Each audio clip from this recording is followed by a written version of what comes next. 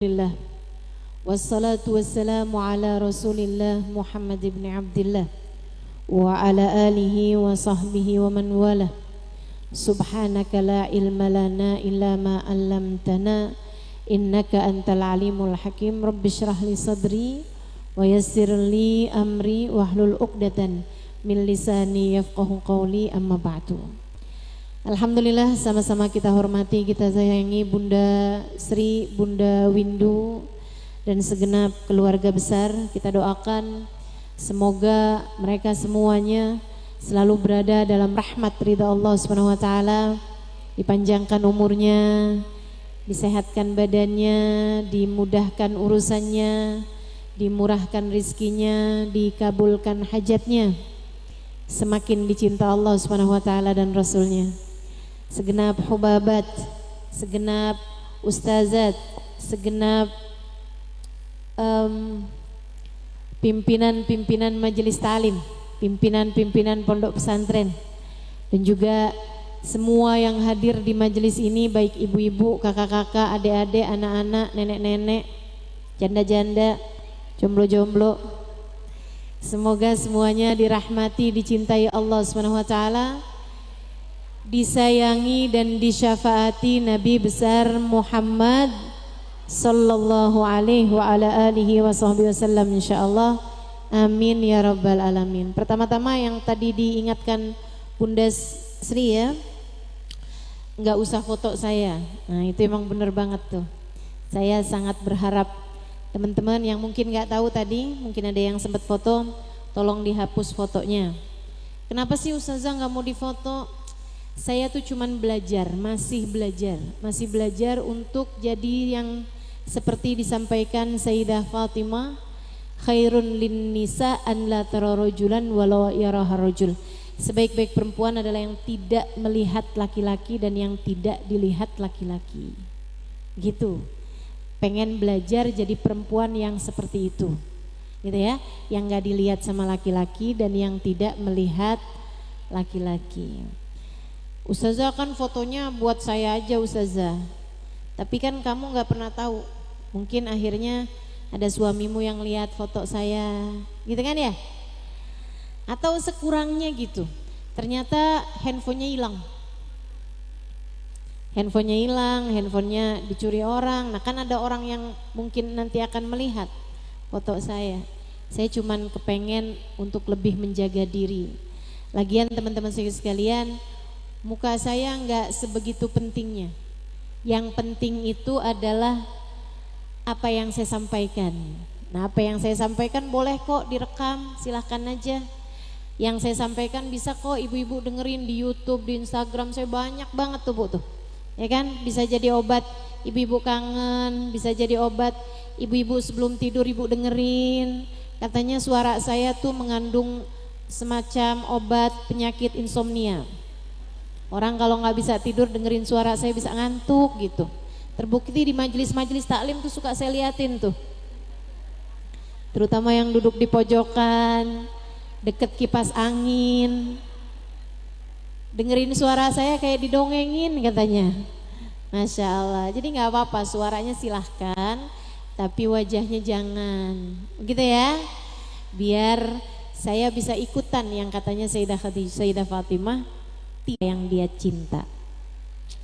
Bagus gak tuh? Bener kan? Mata bisa lupa siapa yang dia lihat. Sering banget saya lupa. Ustazah inget gak sama saya? Aduh jangan deh tuh. Itu pertanyaan menjebak gitu ya. Yang saya lihat kan banyak, jadi saya bisa mudah lupa sama wajahnya orang. Tapi hati kita nggak pernah lupa siapa aja yang kita cintai. Nah itu saya tidak minta disimpan di memori HP-mu, bisa hilang, bisa rusak. Tapi saya minta disimpan di hatimu, insya Allah. Nggak bisa hilang, nggak bisa rusak, terus diingat, terus disayang, terus dicinta. Amin ya rabbal alamin. Kita dikumpulkan di sini dalam rangka Isra dan Mi'raj. Sekaligus juga haul ya. Kita doakan nih yang dihaulin, mudah-mudahan Allah Subhanahu wa taala bahagiakan di dalam alam kuburnya. Gitu ya. Haji Herman dan juga Hajah Untari Kita doakan mudah-mudahan dibahagiakan Allah sebahagia-bahagianya dalam alam kuburnya insya Allah. Nanti juga akan saya bacakan tahlil singkat kepada beliau nanti di akhir majelis ya. Teman-teman sekalian saya muliakan, dan juga dalam rangka Isra dan Mi'raj.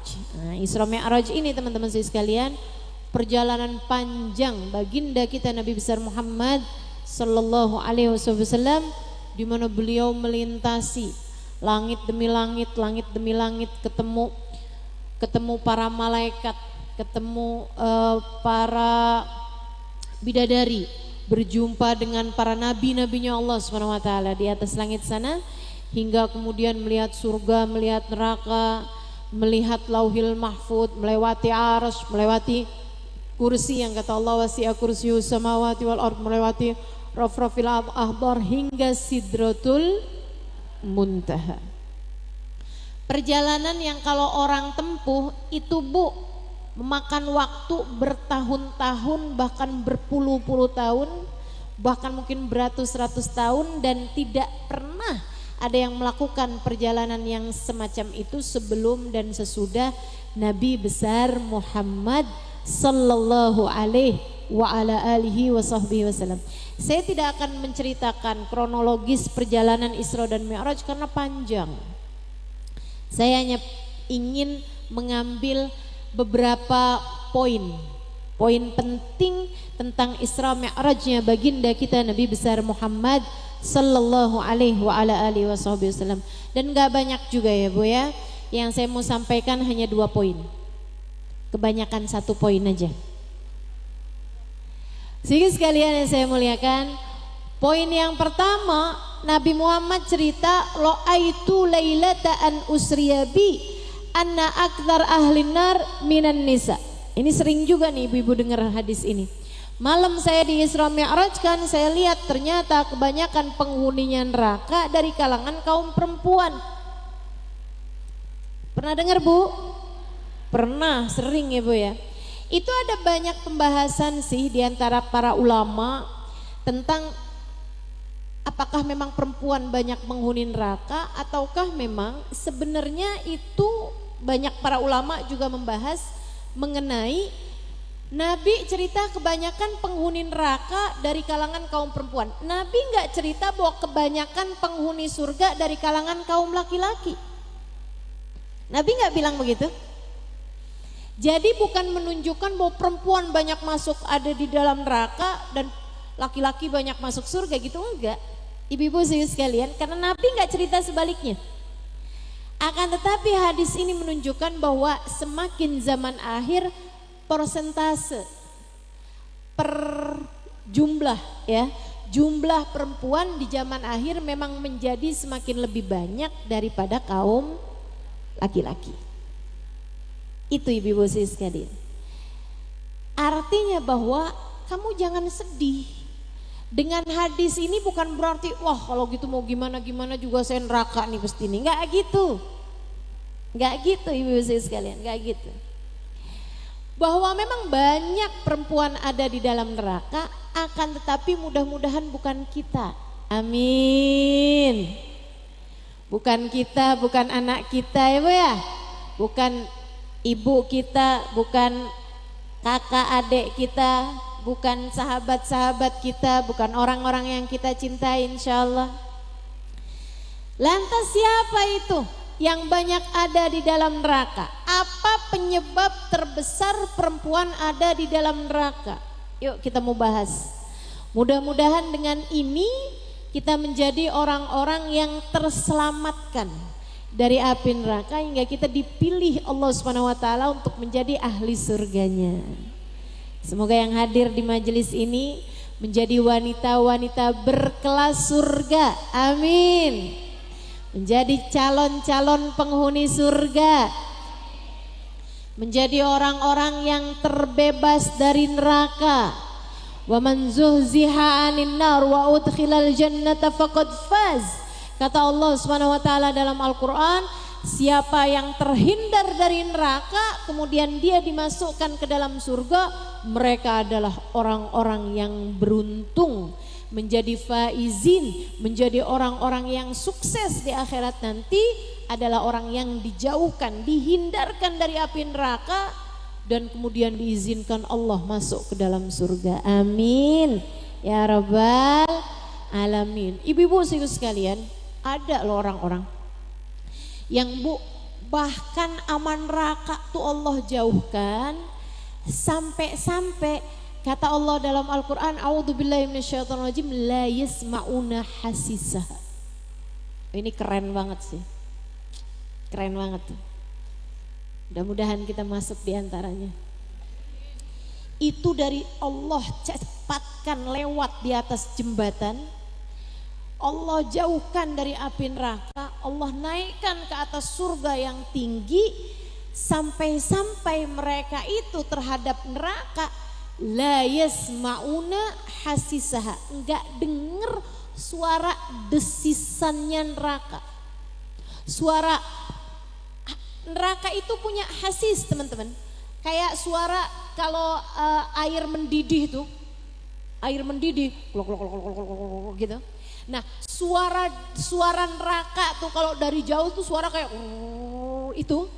itu kata Allah Subhanahu wa taala, suara Nabi Muhammad cerita, suara desisannya neraka itu kedengeran dari jarak 500 tahun. Jadi kalau orang jalan nih ya, orang jalan nih kayak dari sini ke 500 tahun itu nyampe nya kemana gitu. Nah itu tuh udah kedengeran suaranya tuh neraka. Ibarat nerakanya ada di Surabaya, itu suara begitunya tuh kedengeran sampai ke sini nih, sampai ke Indramayu. Nerakanya padahal masih di Surabaya. Saudara sekalian yang saya muliakan, kenapa gitu? Dari kencengnya suara neraka, dari besarnya azab yang Allah Subhanahu wa taala berikan kepada ahli neraka. Nah, semua dari kita tuh nanti lewat di atasnya neraka. Kalau memang lewat di atasnya neraka, kok ada orang-orang yang Allah bikin la yasma'una hasisaha, sampai nggak dengar suara desisan neraka. Kenapa bisa mereka nggak dengar padahal lewat di atasnya? Saudara sekalian, dari kencengnya, cepatnya mereka lewat di atasnya sampai nggak kedengeran. Saudara sekalian, tahu nggak suara pesawat itu kenceng banget justru kalau ada di luarnya. Kalau di dalamnya pesawat malah nggak kedengeran. Pesawat tuh kalau melaju kenceng gitu ya, kita yang ada di dalamnya malah nggak kedengeran suaranya. Yang di luarnya malah kedengeran. Jadi sesuatu tuh kalau kenceng banget itu malah nggak kedengeran, teman-teman. Demikian pula dengan orang kalau lewat cepet di atasnya neraka, itu nerakanya suaranya sampai nggak denger dari cepetnya mereka lewat di atasnya. Nabi Muhammad cerita ada orang lewatin neraka itu, ibu-ibu teman-teman sekalian, sampai cuman seperti kedipan mata. Udah sampai sekedipan mata doang. Padahal jauhnya neraka 500 perjalanan, 500 tahun perjalanan. Itu ada yang udah nyampe di surga. Cepet banget, ya enggak? Dilihat masih ada di pinggirnya neraka, udah nyampe aja, udah sekejapan mata udah nyampe di dalam surga. Masya Allah, Masya Allah. Cepet banget. Kalbarkil khatir, seperti kilat menyambar, gitu udah nyampe. Sedikit sekalian yang saya muliakan, ada juga seperti orang, seperti angin kalau bertiup, cepet angin kalau tiup kan gitu ya. Nah itu di bawahnya kelompok yang pertama. Ada juga seperti orang naik kuda yang sangat cepat, tapi 500 tahun perjalanan ya lumayan juga, biar kata naik kuda paling cepat juga kan. Nah ini, jadi sekalian mudah-mudahan kita terselamatkan dari api neraka, bisa masuk ke dalam surga. Ada orang-orang yang kayak orang lari, tapi dia lari langsung ditarik sama belalainya neraka sehingga ia masuk ke dalam api neraka. Na'udzubillah min dzalik. Na'udzubillah min dzalik.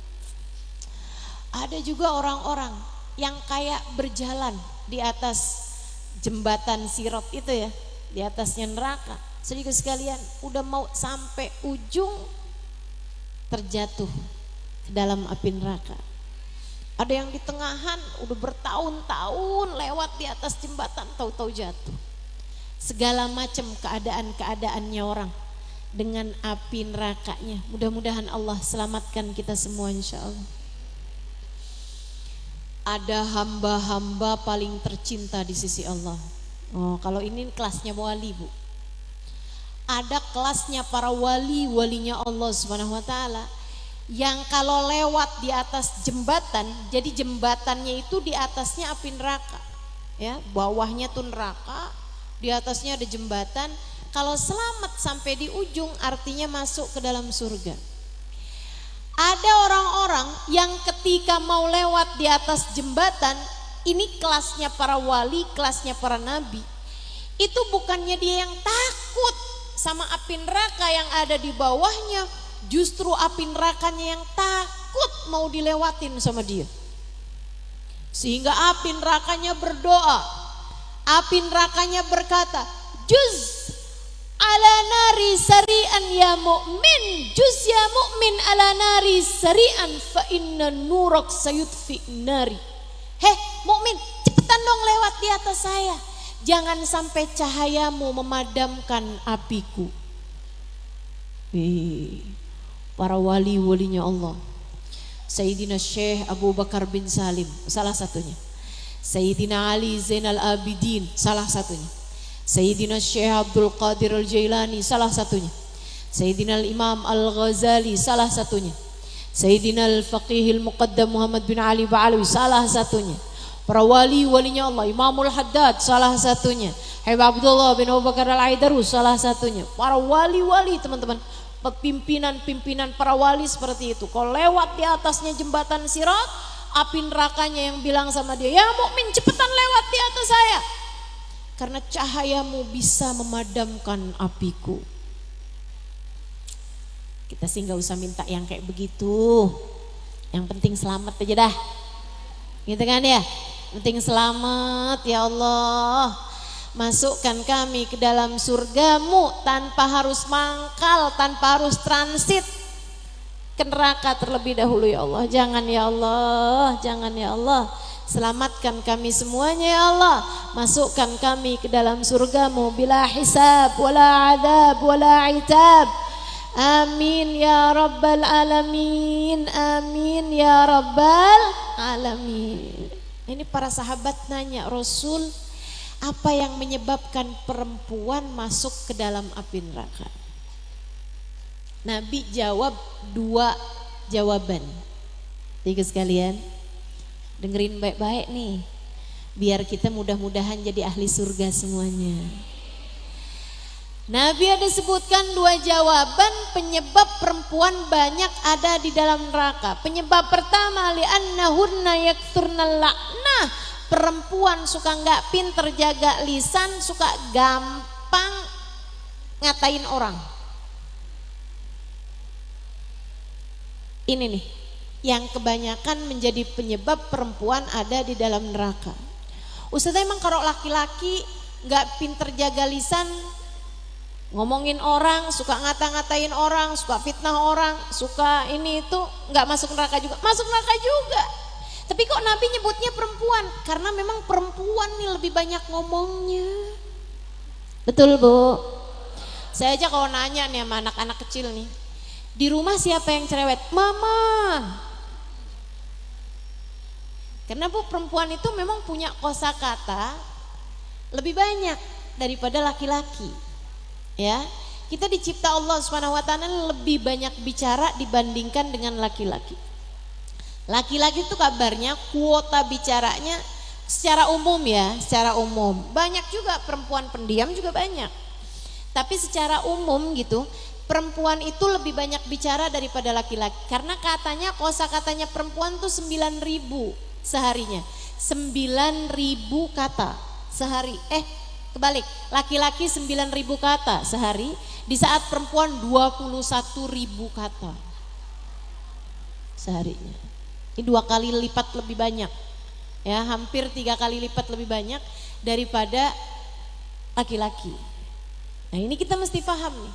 Tapi tenang aja teman-teman.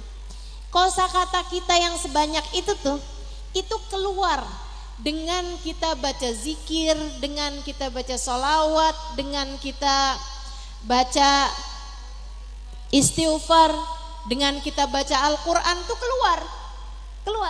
Makanya orang yang perempuan itu lebih kuat bebacaan daripada laki-laki. Betul nggak? Saya suka liatin tuh ibu-ibu pengajian tuh, di tasnya tuh banyak banget dah kitab-kitab ratib dia baca, wirid ini dia baca, bacaan ini dia baca, semuanya tuh dibaca tuh. Apalagi yang ini ijazah dari siapa, yang ini ijazah dari siapa, gitu kan, perintilan tuh, lembar dari sini, lembar dari sana, gitu kan ya. Bacaan Rejab lain, bacaan Syakban lain. Masya Allah, luar biasa.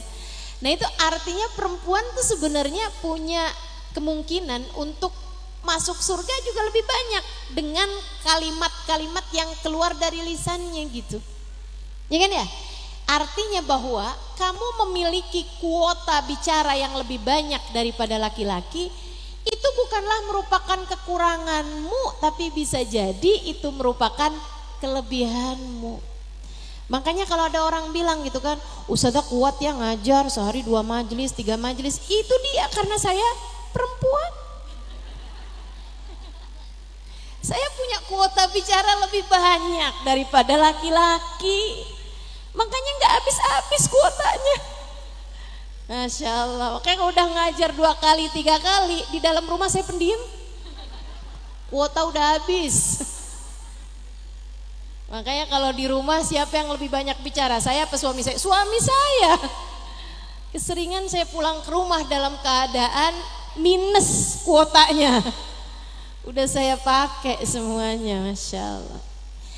Teman-teman sih sekalian yang saya muliakan, tapi memang secara umum perempuan lebih banyak bicaranya daripada laki-laki. Nah kita mesti jaga lisan-lisan kita. Ya Bu ya. Mesti pinter-pinter jaga lisan. Kata Nabi Muhammad, banyak orang celaka di akhirat nanti karena ketidakmampuan menjaga lisannya. Nggak mampu menjaga lisan. Gampang ngomongin orang, gampang ngatain orang. Hati-hati. Apalagi kalau yang dikatain adalah orang-orang yang berkemungkinan memiliki kemuliaan di sisi Allah.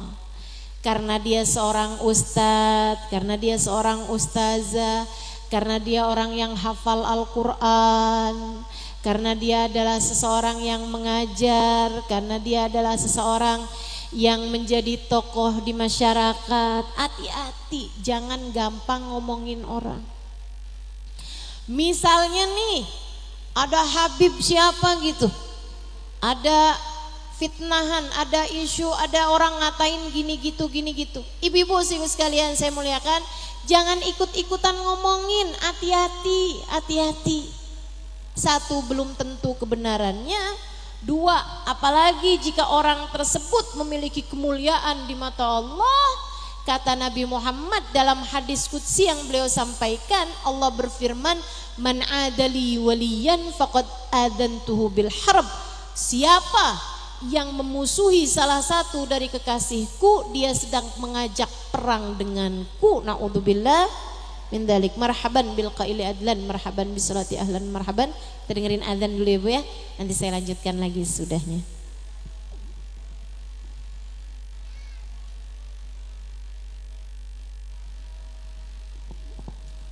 Allahu Akbar, Allahu Akbar, Allahu Akbar, Allahu Akbar. Asyhadu an la ilaha illallah, asyhadu an la ilaha illallah.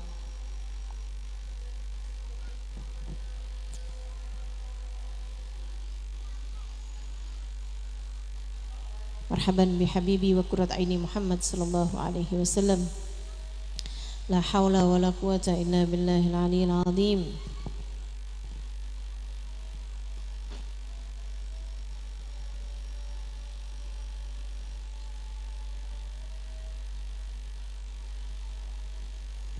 La haula wala quwata illa billahil aliyyil azim.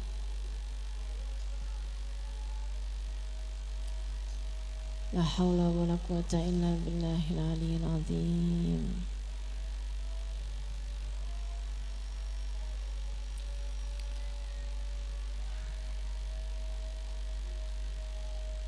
La haula wala quwata illa billahil aliyyil azim.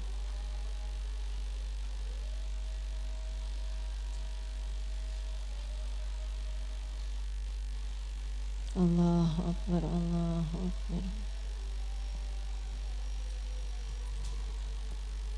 La ilaha illallah, alhamdulillah rabbil alamin. Allahumma salli ala sayyidina Muhammad wa ala ali sayyidina Muhammad.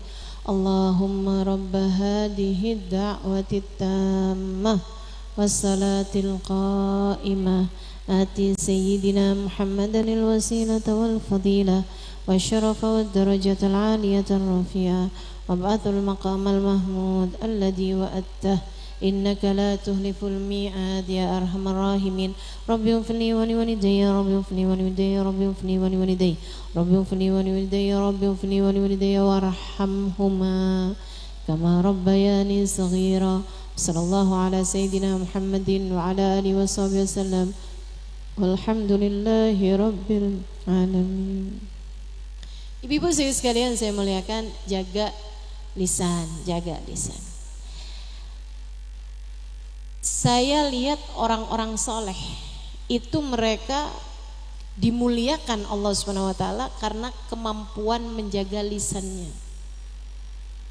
Bu ya, mesti pinter-pinter nih lisan kita nih, kita jagain. Jagain dari ngomongin aib orang, jagain dari ngata-ngatain orang, jagain dari membicarakan aib orang lain. Ini yang paling gampang nih, apalagi zaman sekarang nih Bu nih. Ibu-ibu buka TV, TV-nya ngajarin ngomongin orang. Ya kan begitu? Ketemu sama orang, kadang-kadang nih yang sering terjadi nih. Ibu-ibu ketemu di tukang sayur atau di tempat belanja lah gitu ya. Lagi beli-beli buat belanja, buat makan hari ini, buat masak. Temu kan? Apa kabar Bu? Iya baik. Kamu apa kabar? Baik. Itu masih kalimat pertama nih masih bener nih. Kalimat kedua nih, kok si itu nggak kelihatan? Nah ini mulai nih. Biasanya ibu suka barengan sama ibu itu. Nah ini kan, mulai nih pembukaan ghibah, muqaddimahnya ghibah. Abis itu terus bilang, oh kamu nggak tahu ya? Tuh. Terus biasanya seringnya nih ghibah diawali dengan saya sih nggak mau ngomongin orang ya. Tuh. Itu udah amma ba'du tuh. Buat ghibah tuh. Saya sih bukan mau ngomongin orang. Ya ampun Bu, dia itu habis cerai sama suaminya. Tuh. Kok bisa dicerai? Katanya gitu. Iya kan kita semuanya udah tahu, pakai ini nih.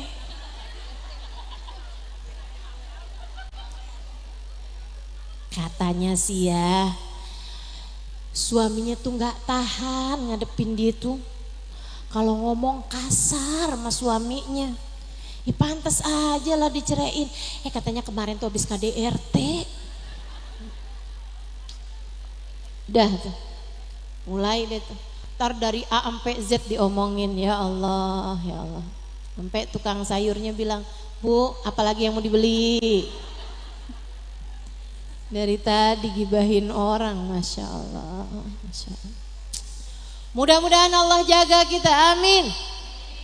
Ibu-ibu sekalian, tahukah kamu setiap kali kamu berghibah itu kamu sedang transfer pahala-pahalamu kepada orang yang kamu ghibah. Bu, pahala kamu tuh belum tentu banyak. Segitunya kamu mau nyumbang orang.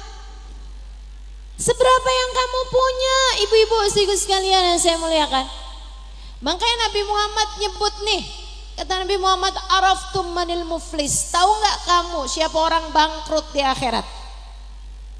Siapa orang bangkrut kata Nabi? Orang bangkrut Rasul. Yang kami tahu orang bangkrut itu orang yang punya harta dan juga punya hutang. Hutangnya lebih banyak daripada harta yang dia punya. Kata Nabi, ya itu bangkrut menurut versi kalian. Menurut di sisi Allah, orang bangkrut adalah orang datang di akhirat dengan pahala kayak gunung. Kita belum tentu loh Bu, pahala kayak gunung nih. Ibu-ibu sekalian, nih ada orang pahala kayak gunung. Puasa Senin Kemis gak pernah tinggal, duha gak pernah tinggal, tahajud gak pernah tinggal, baca Quran juga, baca istighfar juga, baca sholawat juga, pahalanya kayak gunung. Ibu-ibu sekalian, hadir pengajian juga, nyumbang majelis taklim juga, sedekah sama anak yatim, banyak banget pahalanya. Nih kita belum tentu nih punya pahala kayak dia nih, gunung. Umroh juga, haji juga, loh banyak banget pahalanya. Walakinnahu syatamdak waqtaba ala dak. Kata Nabi Muhammad, tapi waktu hidup seneng banget ngomongin orang, waktu hidup seneng banget ngatain orang, waktu hidup seneng banget fitnah orang, waktu hidup suka berbuat jahat sama orang lain. Faja'al ghurama, kata Nabi, maka datang nih orang-orang ini semuanya, kemudian bilang, ya Allah, dia pernah ngomongin saya waktu di dunia. Ya Allah, dia pernah fitnah saya waktu di dunia. Ya Allah, dia pernah menzalimi saya waktu di dunia. Kata Allah, kalau gitu ambillah pahalanya. Maka mereka semuanya berdatangan mengambil pahalanya seukuran dengan kezaliman yang pernah dia lakukan. Ambil. Banyak nih yang dia omongin, banyak banget nih waktu hidup di dunia nih. Panjang umurnya tapi panjang ghibahnya. Sampai habis pahalanya ibu-ibu sekalian, masih datang juga orang, ya Allah, dia pernah marahin saya depan-depan orang. Sakit hati saya waktu itu. Kata Allah, ambil pahalanya. Udah habis ya Allah pahala. Kalau gitu taruh dosa kamu di tempat dia. Na'udzubillah. Ibu sekalian, Sayyidina Sufyan Ats-Tsauri sampai bilang, "Lau kuntu aghtab ahadan laghtabtu ummi." Kalau saya mesti banget ngomongin orang, saya sih mau ngomongin ibu saya aja. Kalau saya wajib banget ngerasanin orang, ngata-ngatain orang, saya akan ngerasanin umi saya. Kok bisa gitu? Fa innaha ahaqqun nas bihasanati, karena dia yang paling pantas buat dapetin kebaikan-kebaikan dan pahala saya. Saya kalau mau ngasih pahala mau umi saya.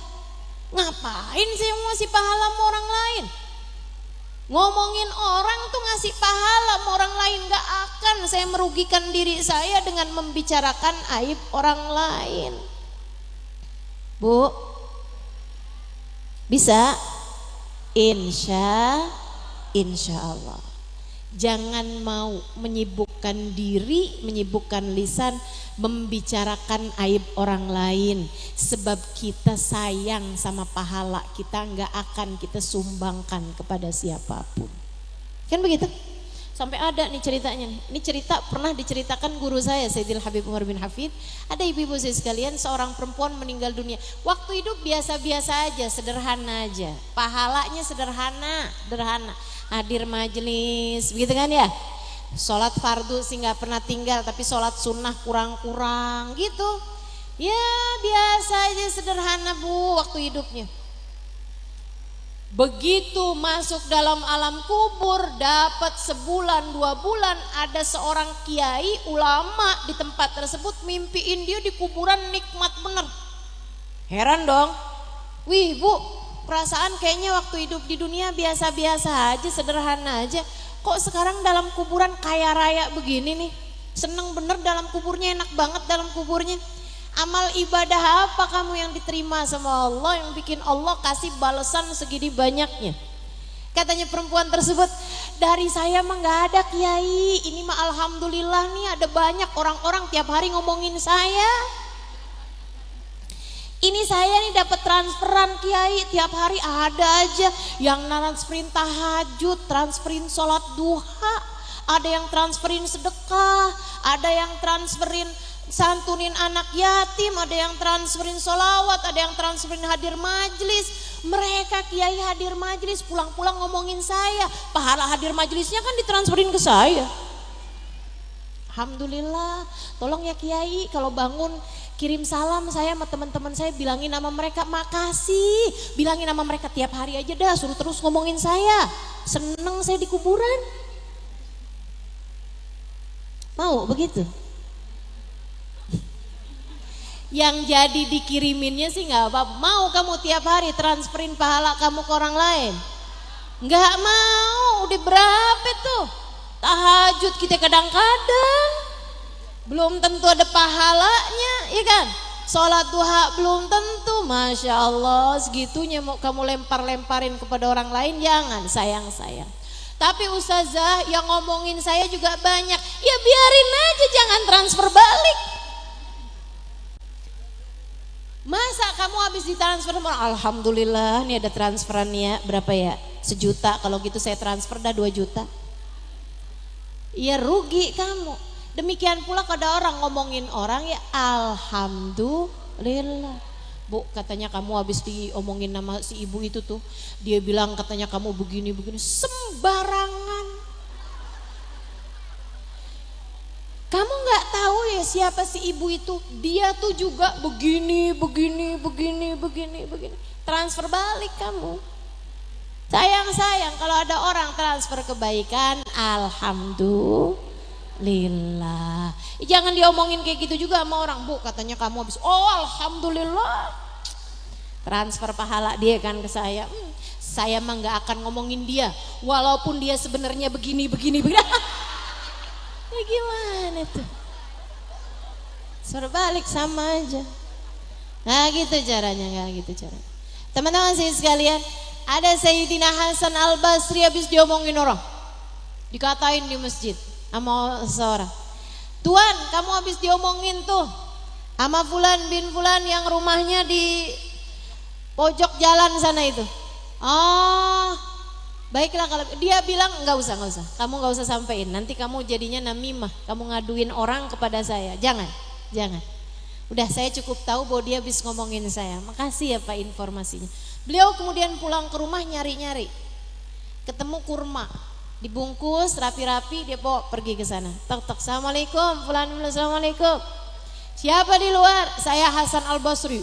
Yang di dalam rumah gemeteran, ya ampun, habis saya omongin nih di masjid. Orangnya datang ke rumah ngelabrak nih janjangan. Dia bilang bukain pintu, saya cuma mau ngasih hadiah. Bukain pintunya, dia bilang saya dengar kamu habis transfer pahala ke dalam rekening saya cari balasan apa yang ada. Saya punya kurma ini, makasih. Saya cuma bisa kasih ini sebagai balasan kebaikanmu buat saya. Udah repot-repot kirimin pahala kamu ke dalam rekening saya. Masya Allah. Bisa? Insya Allah. Jangan sampai tuh cari-cari barang taruhin racun, tuh hati-hati ya. Udah nggak apa-apa Bu. Tapi kan ustazah sih kan sakit hati diomongin orang. Bu, kamu mau jadi siapa sih yang nggak diomongin orang? Nabi Muhammad aja diomongin orang Bu. Manusia sempurna, manusia paripurna, tak punya cacat dan celak, selalu berbuat baik kepada siapapun. Ada nggak yang ngomongin orang? Ada nggak yang ngomongin Nabi Muhammad? Banyak ibu-ibu sampai dengan sekarang nih yang ngomongin Nabi Muhammad, sampai kelibet-libet nih omongan saya. Yang ngomongin Nabi Muhammad sampai zaman sekarang aja ada Bu yang ngatain Nabi Muhammad begini begitu segala macam. Ya Allah, ya Allah. Nabi emang Allah kepengen banyakin pahalanya Nabi biar di akhirat nanti semakin banyak yang disyafaatin sama Nabi Muhammad. Jadi nggak apa-apa. Kita diomongin orang ya nggak apa-apa. Yang penting jangan kita ngomongin orang, ya kan? Yang penting bukan kita yang ngomongin orang, karena kita sayang-sayang sama pahala kita yang segitu-gitunya. Jangan jahatin orang, jangan fitnah orang. Kalau ada orang ngurangin haknya dari kita nggak apa-apa, biarin orang aja. Kita jangan. Kita berbuat baik aja sama orang lain. Walaupun orangnya nggak pinter menghargai kebaikan kita, nggak apa-apa Bu. Orang nggak balas kebaikan kita, nggak apa-apa Bu, karena kita berbuat baik bukan untuk pandangan orang, akan tetapi kita berbuat baik untuk diri kita sendiri, untuk bekalan kita menuju surga. Amin ya Rabbal. Ada orang ngatain kasar sama kita, ya nggak apa-apa orang lain, kita jangan, udah biarin aja. Ada orang ngomong sumpah serapah sama kita, biarin orang aja, kita jangan. Ada orang berusaha untuk merebut warisan yang seharusnya kita beri, orang lain aja, kita mah jangan. Ibu-ibu sekalian, kita jangan.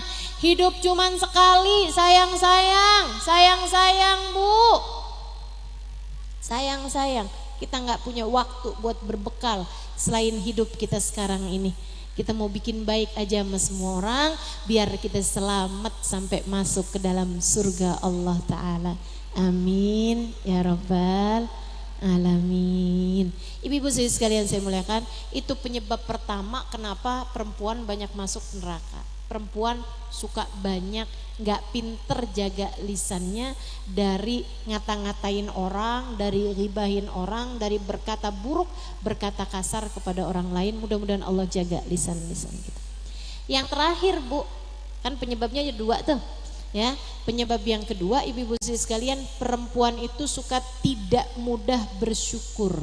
Kata Nabi Muhammad, li annahunna yakthurnal la'nah wa yakfurnal ashirah.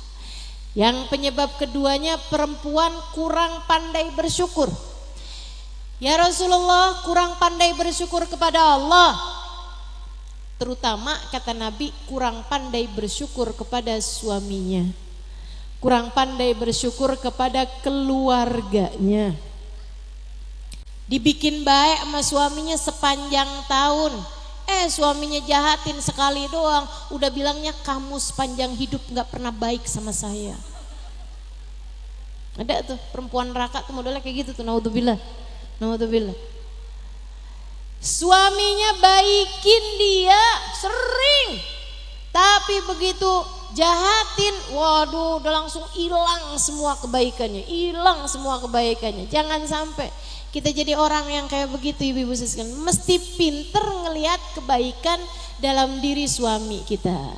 Bu, emang kadang kalau lagi marah nih ibu-ibu nih, ya Allah, suka ada tuh. Dulu saya masih ada telepon rumah tuh Bu tuh, kadang-kadang suka ada aja orang curhat sama saya. Sekarang alhamdulillah nih telepon rumah kan udah gak ada Ibu ya. Jadinya saya gak ngangkat tuh, kalau orang mau curhat mau ini itu saya gak ngangkat. Ibu-ibu sekalian, kalau nggak habis waktu saya Bu buat dengerin curhatan orang. Mana orang kalau lagi curhat tentang suaminya nih Bu nih, kagak bisa diberhentiin, ngomongin suaminya mulu gitu. Ustazah saya sakit hati banget tuh Ustazah sama suami saya. Suami saya tuh Ustazah begini, A sampai Z Bu. Udah selesai Z dibalik lagi ke A lagi.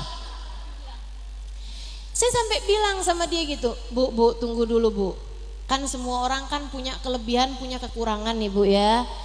Kelebihan suami kamu apa? Enggak ada Ustazah. Enggak ada kelebihan suaminya.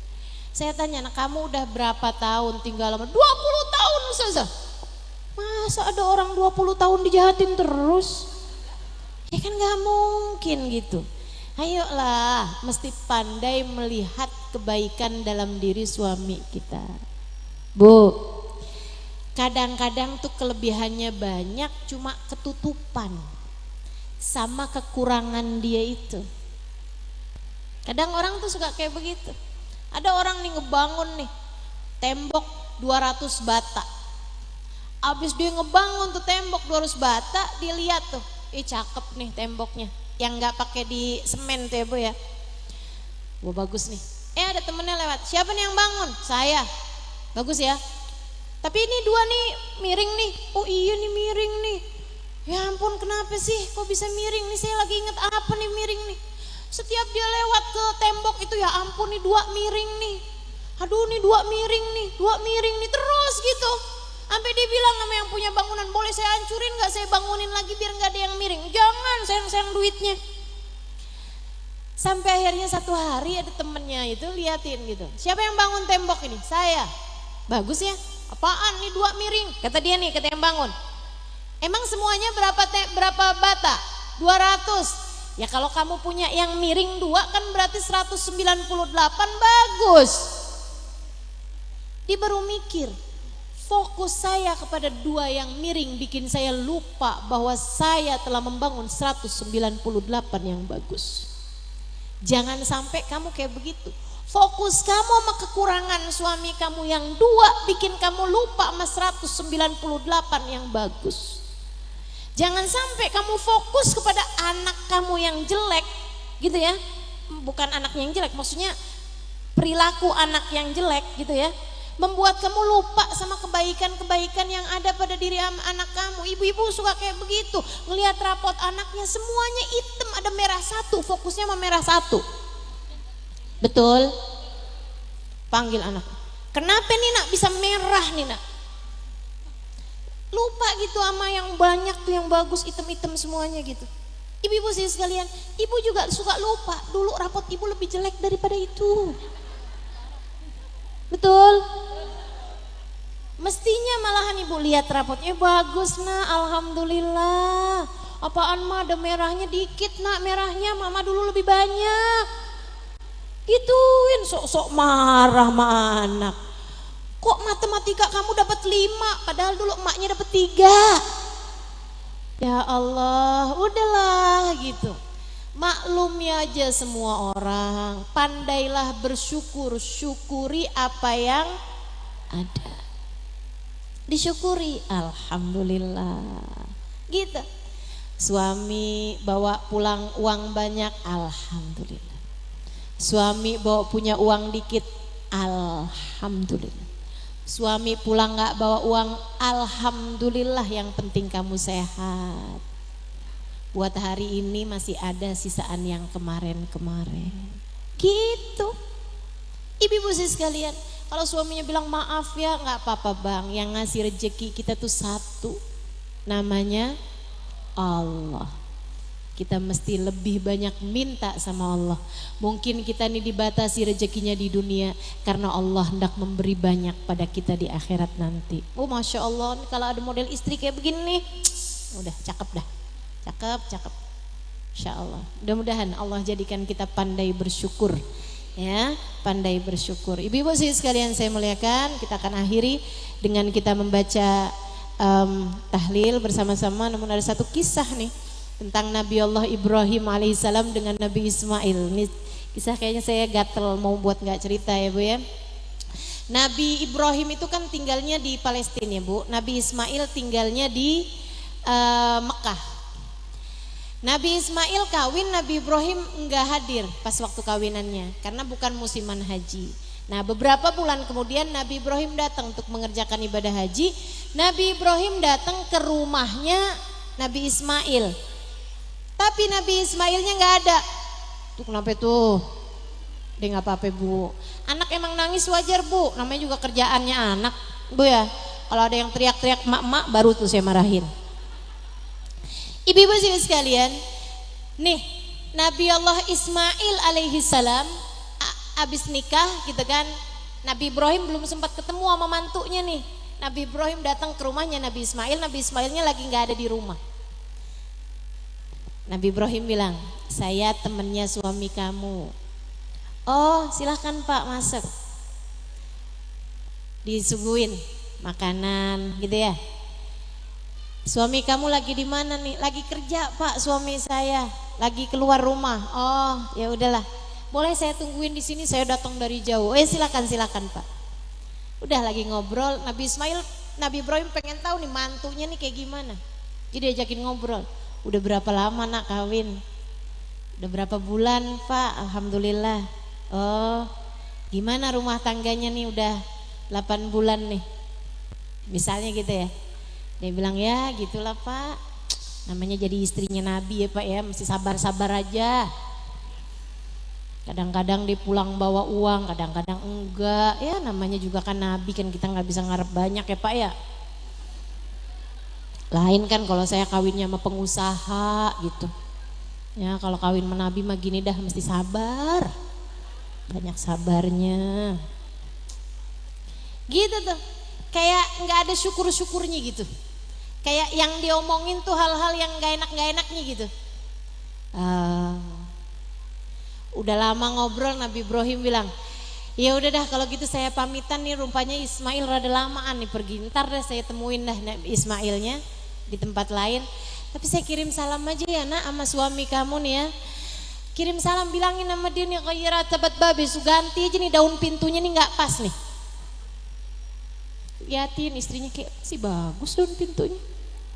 Pulang malam-malam bilangin, Ismail tadi kamu datang teman kamu orangnya begini. Dia ngajakin ngobrol sama saya, ngomongnya banyak tuh kan. Orang tuh kalau negatif mulu yang dipikirin kayak gitu tuh. Ada orang datang ke sini ngomongnya banyak, nanya tentang kamu Ismail, saya jawab apa adanya. Terus habis itu dia bilang, katanya udah kirim salam aja sama suami kamu, katanya saya suruh ganti daun pintu. Orangnya kayak gini, bener. Oh itu abah saya tuh Ibrahim. Dia sepertinya kurang cocok sama kamu nih. Jadi saya disuruh gantiin daun pintu. Teman-teman sekalian, gak berapa lama Nabi Ismail menceraikan istrinya. Karena perintah dari bapaknya ya, walaupun yaitu yang ngerti bahasanya para nabi tuh. Nabi Ismail kawin lagi nih sama perempuan lain lagi gitu kan. Dapat berapa tahun, maksudnya berapa tahun kemudian Nabi Ismail kawin lagi sama perempuan lain. Kemudian beberapa bulan sesudahnya Nabi Ibrahim datang haji lagi. Kayak gitu lagi kejadiannya. Ismail, suamimu lagi di mana? Saya temennya. Oh lagi keluar rumah. Oh kalau gitu boleh saya tunggu di sini. Silakan Pak, silakan. Suguhin makanan. Kurang lebih sama juga. Tanyain berapa lama kamu nikah? Ada sih Pak 6 bulanan. Alhamdulillah. Gimana Ismail sama kamu? Oh Masya Allah, Ismail tuh baik banget ya Pak ya. Orang itu baik banget, saya kalau salah dia maafin. Saya kadang-kadang gak pinter bikinin dia makanan, semuanya dimaklumin. Masya Allah, saya kadang kalau lagi capek, saya gak bisa ngurusin dia gitu, dia penuh maklum sama saya. Masya Allah, gak pernah marahin saya. Tutur katanya lemah lembut, mungkin karena dia seorang nabi ya Pak ya. Apa emang nabi tuh kayak gitu ya? Masya Allah banget, luar biasa. Saya suka malu sama dia. Saya belum bisa jadi istri yang soleha gitu buat dia, mudah-mudahan dia maafin saya. Doain ya Pak biar saya bisa jadi istri yang soleha. Nabi Ibrahim bilang, Insya Allah, Alhamdulillah. Ini kayaknya Ismail gak datang-datang, saya pamitan dulu deh kalau gitu. Kirim salam saya ya sama dia, bilangin sama dia daun pintu jangan diganti-ganti. Malam hari Ismail datang, dia bilang, cerita istrinya, Masya Allah tadi datang seseorang, dia bilang katanya dia teman kamu, walaupun umurnya agak jauh ya dari kamu, tapi Masya Allah banget, orangnya bijaksana, saya dinasehatin, saya diomongin. Masya Allah, saya cerita tentang kamu, dia tanya tentang kamu, saya jawab apa adanya. Masya Allah, terus dia bilang katanya, kayak kelamaan nih Ismail kirim salam, jangan ubah-ubah daun pintunya. Saudaraku sekalian, Nabi Ibrahim tetap aja datang ke istri yang pertama, istri yang berikutnya juga sama aja. Tapi cara pandang tuh beda-beda. Yang pertama dia bilang, ada tuh orang datang cerewet, nanya-nanya mulu tentang kamu. Yang sekarang, oh Masya Allah seorang laki-laki yang bijaksana. Sama aja. Tapi sudut pandang itu yang membuat beda teman-teman. Makanya kalau kamu bilang, suami saya nih pelit, tunggu dulu. Dia pelit atau karena tahu kamu itu boros jadi dia berhemat. Kan begitu? Itu namanya sudut pandang. Begitu teman-teman. Suami saya pencemburu, tunggu dulu. Bisa jadi bukan pencemburu buta gitu, akan tetapi dia pandai menjagamu, khawatir hatimu kemudian menjadi tak mampu menjaga diri, sehingga kemudian dia terlihat protek terhadap dirimu. Gitu. Saudaraku sekalian yang saya muliakan,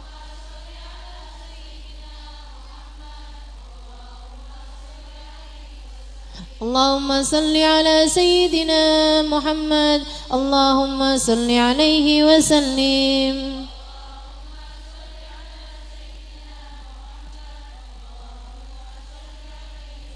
اللهم صل على سيدنا محمد يا ربي صل عليه وسلم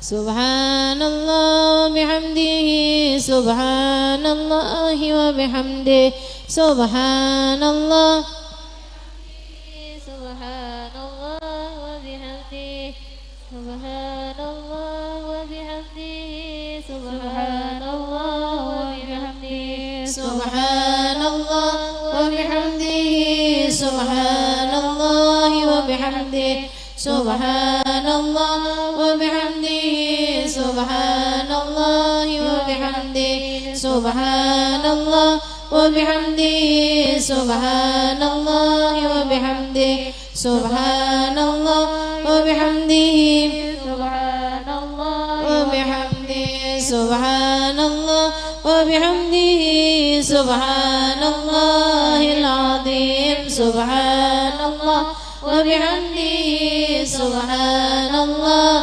العظيم سبحان الله وبحمده سبحان الله العظيم سبحان الله والحمد لله ولا إله إلا الله والله أكبر سبحان الله والحمد لله ولا إله إلا الله والله أكبر سبحان الله والحمد لله ولا إله إلا الله والله أكبر سبحان الله والحمد لله ولا إله إلا الله والله أكبر نستغفر الله العظيم ونتوب إليه نستغفر الله العظيم ونتوب إليه نستغفر الله العظيم ونتوب إليه نستغفر الله العظيم ونتوب إليه نستغفر الله العظيم ونتوب إليه نستغفر الله العظيم ونتوب إليه نستغفر الله العظيم ونتوب إليه نستغفر الله العظيم ونتوب إليه اللهم صل على حبيبك سيدنا محمد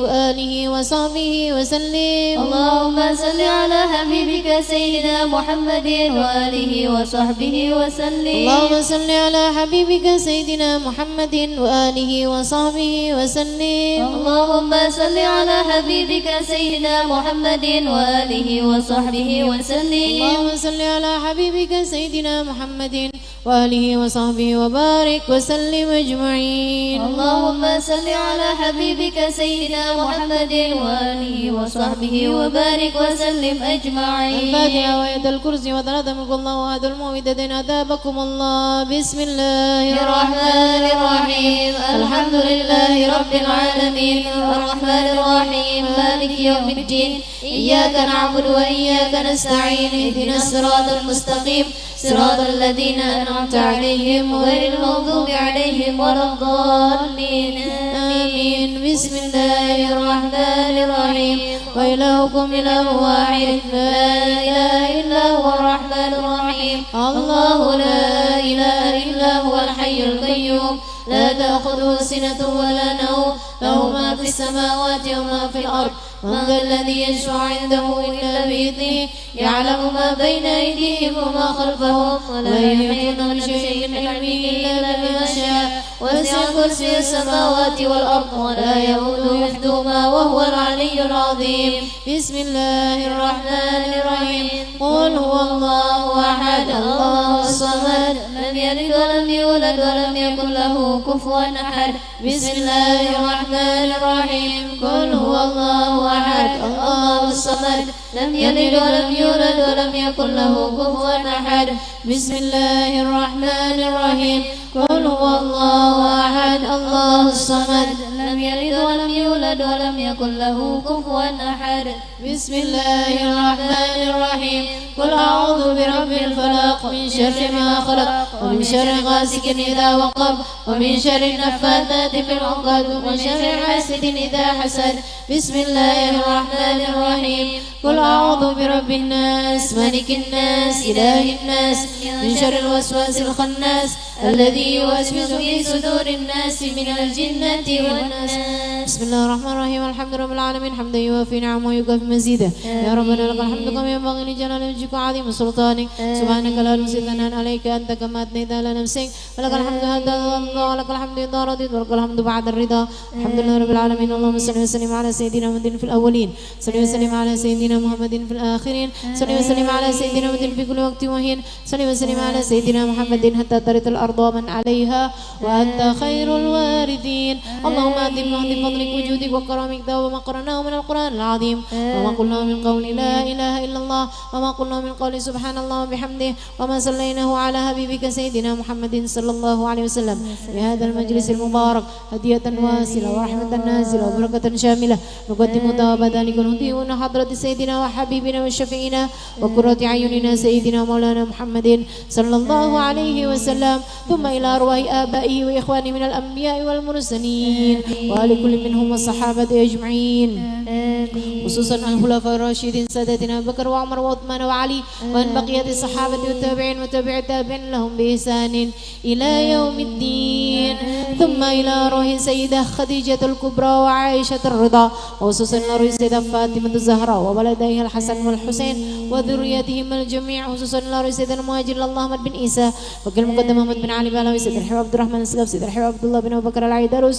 فخر الوجود الشيخ بكر بن سالم وسليم وفريم ثم صاحب راتب عبد الله بن الحداد أحمد بن زين الهبشي وعلي بن الهبشي ثم إلى صاحب راتب العطاس علي عمر بن عبد الرحمن العطاس سيدنا الشيخ علي باراس وسليم وفريم ثم إلى الحبيب عبد الله بن الحبيب عبد الله بن حسين بن طاهر وإلى الحبيب طاهر بن عبد الله بن طاهر ثم إلى روح الحبيب حسين بن أبي بكر العيدروس والباتang ثم إلى الحبيب أبو بكر السقاف Gresik ثم إلى روح الحبيب محمد بن عيدروس الهبشي ثم إلى روح الحبيب محمد بن أحمد المهضار وأصولي مفورهم ثم إلى روح الحبيب حسن والحبيب وسالم بن عبد الله بن عمر الشاتري ثم إلى روح الحبيب ثم إلى روح الإمامين الحبيب عبد الله بن الحبيب عبد القادر بن أحمد بن الفقيه وأصول مفروهم ثم إلى روح الحبيب حبيب صالح الحميد تنقل ثم إلى روح الحبيب حسين براني ثم إلى روح الحبيب أحمد بن علوي الحداد الحاوي ثم إلى روح الحبيب عبد الله بن محسن العطاس Empang Bogor wa usulihim wa furuhim thumma ila ruhi sahib at-tarikh al-habib Muhammad bin Abdurrahman as-Sagaf wa usulihim wa furuhim wa man yantasib ilaihim ajma'in ثم إلى روح حبيب محمد بن سالم بن حفيظ ثم إلى روح حبيب محمد بن عبد الله الحدار والحبابة زهراء الحبابة مريم بن حبيب محمد بن عبد الله الحدار وأصولهم وفروعهم ومن ينتسب إليهم أجمعين ثم إلى أرواح جميع أولياء الله مشارق الأرض ومغاربها برها وبحرها ثم إلى أرواح أربعة الأئمة المجتهدين مقلدين في الدين علماء عاملين فقهاء المحدثين والقرآن مفسرين سادة الصوفية المحققين أجمعين ثم إلى أرواح الأولياء التسعة الذين نشروا الدين في بلادنا الإندونيسية ثم إلى أرواح جميع أولياء الله من مشارق الأرض ومغاربها أن الله يغفر لهم ويرحمهم ويعلي درجات في الجنة وينفعنا بركاتهم وأسرارهم وأنوارهم وعلومهم ونفحاتهم في الدين والدنيا والآخرة ثم إلى روح أم النور بنت مهدر السقاف وأصولهم وفروعهم ثم إلى روح Bapak Haji Herman wa ila ruhi Hajjah Untari wa usulihim wa furuhim thumma ila ruhi arwahina wa arwahikum wa amwatina wa amwatikum ajma'in khususan la ruh sebutkan arwah keluarga masing-masing.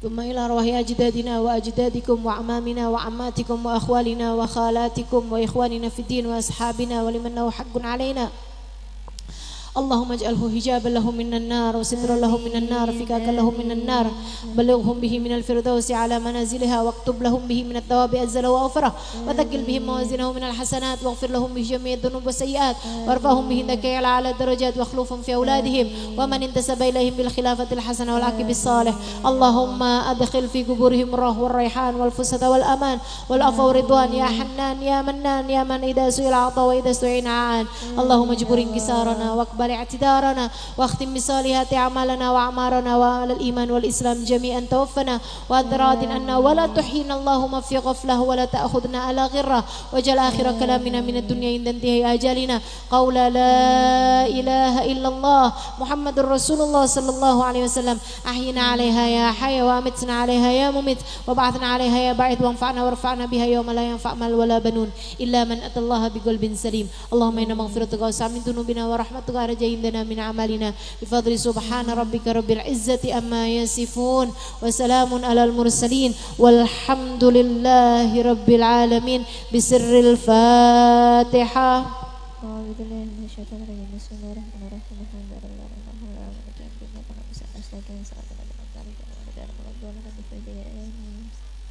صراط الذين أنعمت عليهم غير المغضوب عليهم ولا الضالين آمين تقبل الله منا ومنكم taqabbal ya karim. Mudah-mudahan bermanfaat, kurang lebihnya mohon maaf. Billahi taufiq wal hidayah wal afu minkum.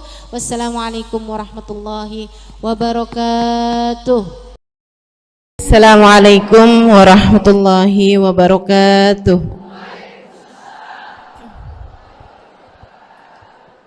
Alhamdulillah. Wassalatu wassalamu ala Rasulillah Muhammad ibn Abdillah wa ala alihi wa sahbihi wa man walah. Subhanaka la ilma lana illa ma 'allamtana innaka antal alimul hakim. Rabbi shrah li sadri wa yassir li amri wahlul 'uqdatan min lisani yafqahu qawli. Amma ba'du. Alhamdulillah, ibu-ibu sekalian saya muliakan, hadiah indah di mana Allah mengizinkan kepada kita untuk menghadapnya. Bukan main. Siapa kita ini sampai diizinkan Allah untuk bolak-balik menghadap kepada Allah Subhanahu wa taala dalam salat-salat kita. Saya pernah dengar dari para guru-guru kami, guru-guru saya, mereka mengatakan di saat orang sholat, di saat kamu sholat, di saat saya sholat, bukan hanya karena saya mau sholat, kamu mau sholat, akan tetapi karena kamu dianggap mulia di mata Allah, sehingga Allah izinkan dirimu untuk menghadap padanya. Ketika saya sholat, bukan hanya karena saya mau sholat, akan tetapi karena saya punya nilai di mata Allah, sehingga Allah izinkan kepada saya untuk menghadap padanya. Sebaliknya, ketika kamu tidak mau sholat, bukan hanya karena kamu tidak mau sholat, akan tetapi karena kamu sudah jatuh dalam pandangan Allah, terhina dalam pandangan Allah, sehingga Allah tidak lagi mengizinkan kepadamu untuk menghadap kepadanya. Ketika seseorang tidak sholat, bukan hanya karena dia tidak mau sholat, akan tetapi karena ia sudah tidak lagi bernilai di mata Allah, sehingga Allah tidak izinkan dia untuk menghadap padanya. Teman-teman, saudariku sekalian yang saya muliakan, kalau bicara tentang sholat nih teman-teman, ada 4 tingkatan, ada 4 kelas. Untuk kamu melihat sholatmu sudah ada di kelas yang mana. Kalau saya boleh bilang kelas teratasnya nih kelas bisnis, oke lah ya. Kelas bawahnya lagi kelas atasnya kelas eksklusif ya, kelas eksekutif. Terus bawahnya lagi kelas bisnis, bawahnya lagi kelas, tapi ada 4 kelas, bawahnya lagi kelas gerbong. Nggak naik dalam kereta nih ya. Kelas yang paling bawah kita bahas nih, kelas gerbong nih. Kayaknya naik di atasnya nih ya, gerbongnya. Teman-teman sikut sekalian, orang yang di saat mengerjakan sholat, dia kerjakan juga, tapi merasanya sebagai beban. Ya ampun, udah maghrib aja, baru juga asar. Ya ampun, males banget dah. Ini gak ada rusuh nih. Kita kan lagi jalan-jalan nih. Kita kan lagi belanja nih di Tanah Abang. Itu jamaah aja gimana sholatnya. Nah ini orang-orang yang menganggap sholatnya sebagai beban. Malas kalau disuruh sholat, terutamanya subuh. Terutamanya sholat subuh. Ini Allah ceritakan orang-orang yang seperti ini adalah kelompoknya orang munafik. Naudzubillah. Alladzina idza qamu ila sholati qamu kusala. Orang-orang yang kalau disuruh sholat bangun juga sih, tapi malas banget. Setan nih nemenin dia, kayak naroin batu di atas kepalanya, bikin dia berat mau ngerjain sholat. Kalau lagi tidur, ngipas-ngipasin matanya, bobo aja lagi. 5 menit lagi, 5 menit lagi, bangun-bangun udah siang. Pernah terjadi padamu?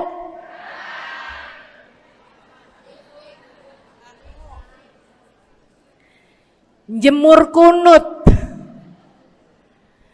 Bu, yang dijemur tuh jemuran aja, cucian aja. Jangan sampai jemur kunut. Kunutnya dijemur ya. Ketika ada seseorang yang disampaikan kepada Nabi Muhammad bahwasanya orang itu tidak bangun kecuali sesudah azan subuh, artinya enggak tahajud. Artinya enggak bangun di sepertiga malam terakhir, bangunnya sesudah azan subuh.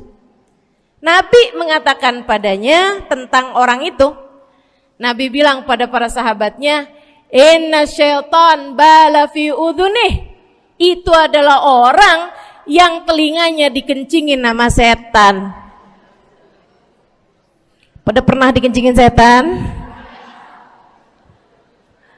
Kalau bangunnya habis adzan tuh dikencingin setan. Kalau bangunnya udah terbit matahari dikencingin siapa kira-kira? Insyaallah. Teman-teman saudariku sekalian yang saya muliakan, alladzina idza qamu ila sholati qamu kusala. Malas bener kalau diajakin sholat, sampai sebagian sholat-sholatnya dikerjakan keluar dari waktunya. Yang seperti ini masuk dalam firman Allah Subhanahu wa taala, a'udzubillahi minasyaitonir rajim, fawailul lil musallin alladzina an salatihim sahun.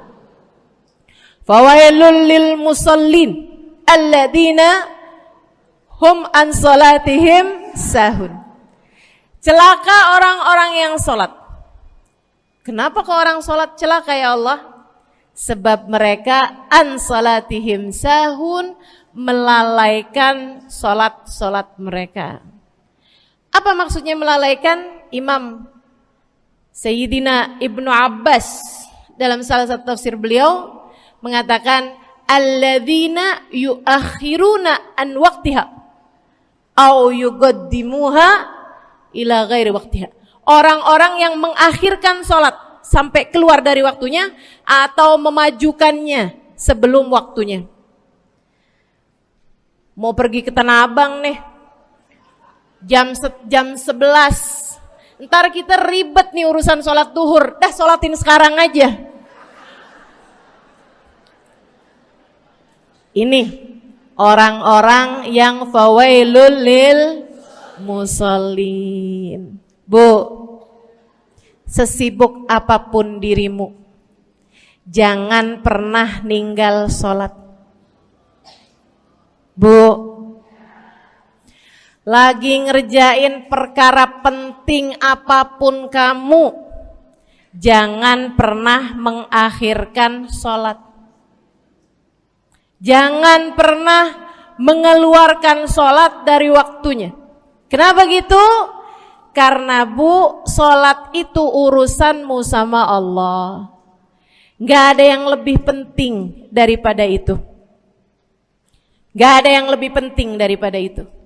Siapa yang mementingkan Allah, dia bakal dipentingin sama Allah. Siapa yang meremehkan sholatnya, berarti dia telah meremehkan Allah.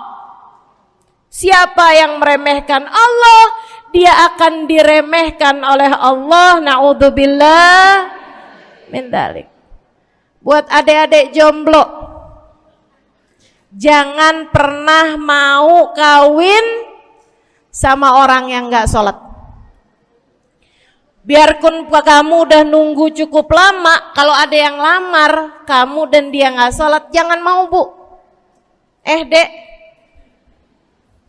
ibu-ibu juga, kalau ada yang janda di sini,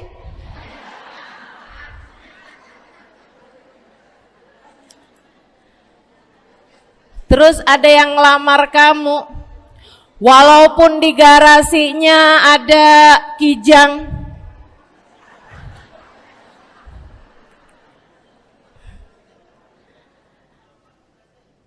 ada bebek, motor maksudnya ya, datang melamar kamu, jangan terima. Orang yang gak sholat, kamu jangan mau jadi istrinya. Kenapa? Saya kasih tahu ya, Allah aja dia tinggalin, apalagi kamu.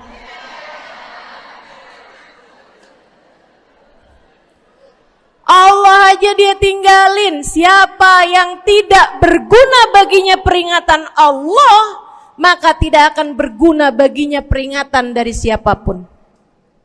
Tapi dia mencintai saya, Ustazah. Dia mencintai saya cinta mati katanya. Sekarang tungguin setahun 2 tahun, cintanya hilang, tinggal matinya. Tapi dia mencintai saya luar biasa Ustazah, dia tak sanggup hidup tanpa saya.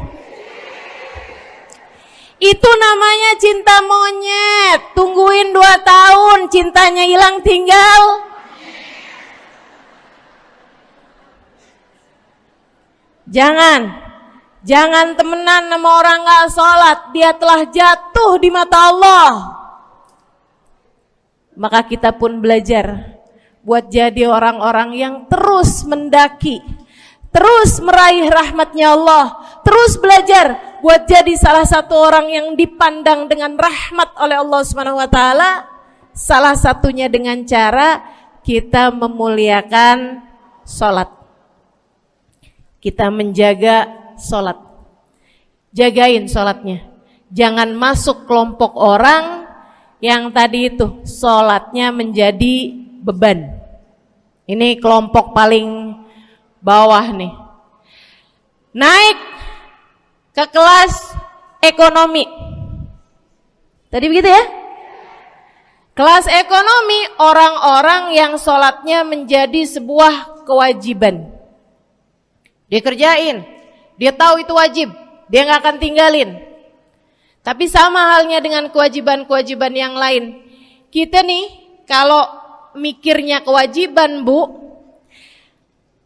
kalau gak diwajibin lagi seneng. Betul gak? Masih ada kayak beratnya gitu ngerjain sholat. Orang yang sholatnya dianggap sebagai kewajiban. Kayak anak-anak sekolah tuh, wajib pakai seragam, wajib ngerjain PR. Kalau 1 hari, besok enggak wajib pakai seragam. Ada enggak ya pakai seragam? Enggak ada. Enggak ada.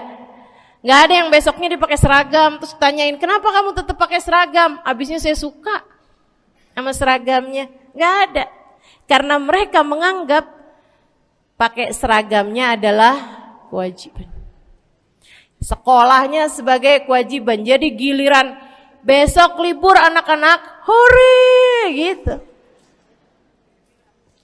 Ada orang-orang yang sholatnya dianggap sebagai kewajiban. Nggak ada yang nambah kalau kewajiban tuh. Sholat sunnah boro-boro. Sholat wajib aja kalau bisa dibikin sesingkat mungkin akan dilaksanakan dengan cara yang sesingkat-singkatnya.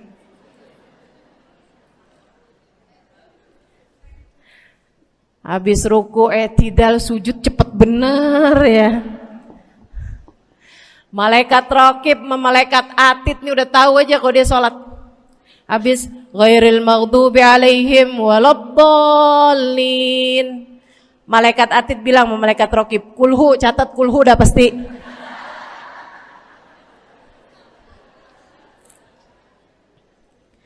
Kulhu aja gak kelar-kelar. Teman-teman saudaraku sekalian yang saya muliakan, sholatnya dianggap sebagai sebuah kewajiban, nggak nambah dengan sunnah, namanya wajib. Kita naik lagi insya Allah. Sholatnya kita naikkan dari yang kewajiban, kita naik menjadi kelas bisnis. Sholatnya sebagai sebuah kebutuhan. Mudah-mudahan nih ibu-ibu, teman-teman semuanya yang sedang menyimak kajian pada hari ini, saya doakan, karena saya berharap saya pun juga didoakan agar menjadi salah satu orang yang sudah berada dalam tingkatan ini. Sholat kita tahu adalah kebutuhan kita. Sama kayak kebutuhan makan, Bu. Ibu kenyang nggak kalau makan nasi doang 2 piring? Kenyang. Siapa yang bilang nggak kenyang? Kalau kamu makan nasi doang sepiring, kenyang apa nggak kenyang? Kenyang. Akan tetapi pasti ibu-ibu mau nambah dah. Nambah apaan? Lauk. Nambah lauknya. Ada ikan asin, ada sayur asem. Langsung pada lapar nih. Ada sambal. Masya Allah, ada tempe goreng. Udah Ibu ya, tetangga lewat kagak nyadar. Masya Allah. Teman-teman saya sekalian, kita nambah, bahkan udah kenyang pun kita masih cari lagi tambahan. Makanan apa nih yang bisa kita makan? Karena kita tahu makan adalah sebuah kebutuhan kita. Kita perlu sama makan. Kita butuh sama makan. Maka demikian pula dengan orang-orang yang sholatnya sudah dia tahu adalah sebagai sebuah kebutuhan. Cukup sih duhur 4 rakaat, dia nambah.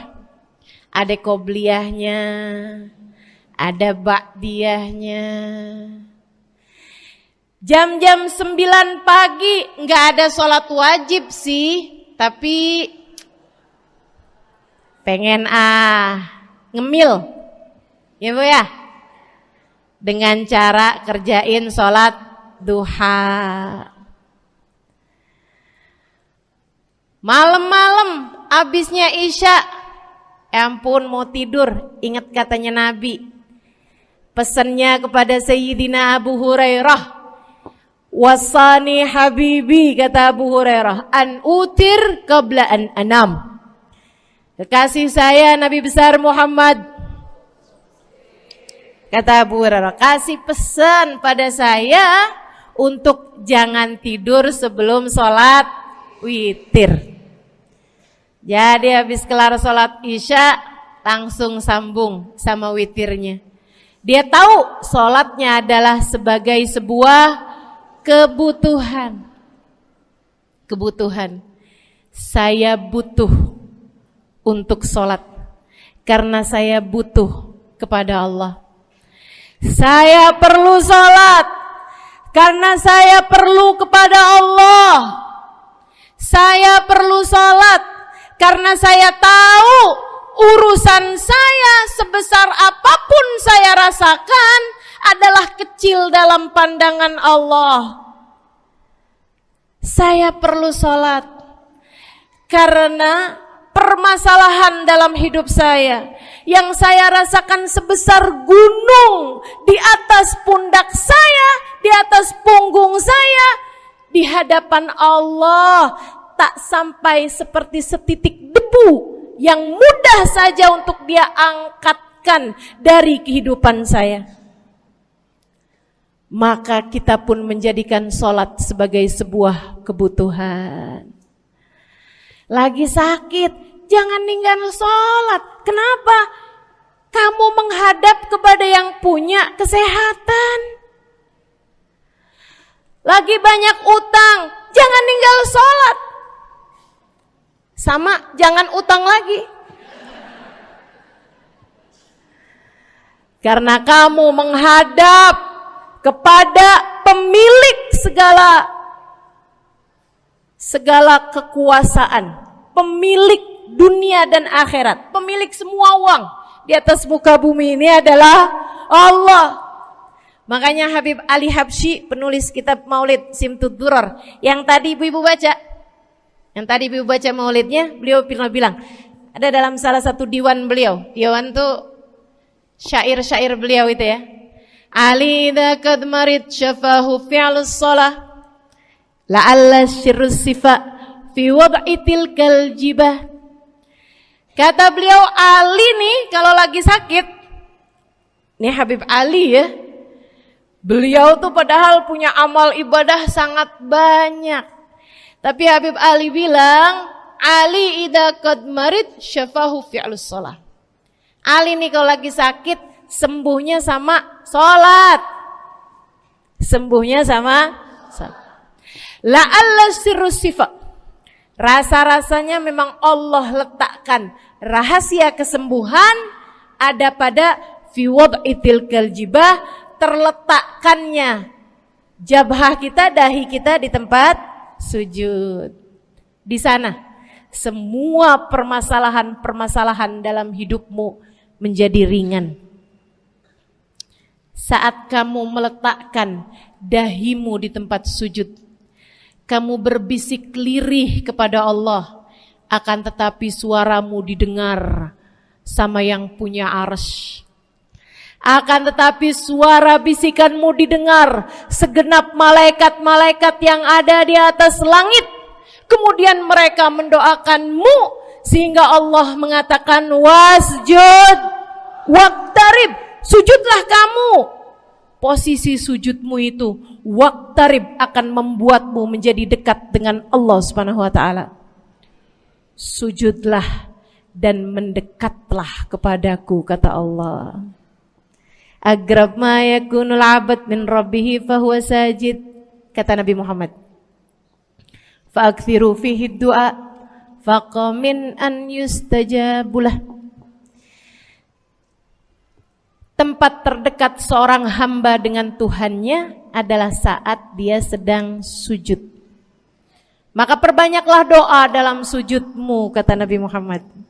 Doamu sangat mungkin diijabah oleh Allah.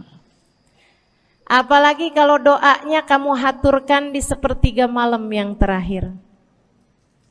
Saat-saat di mana kebanyakan manusia